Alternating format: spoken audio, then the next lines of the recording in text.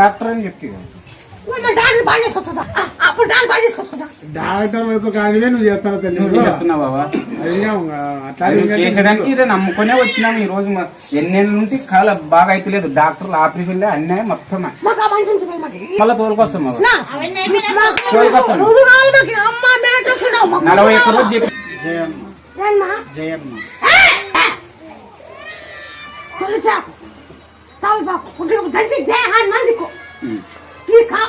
బాగైనాక బాగవుతుంది. బాగైనాక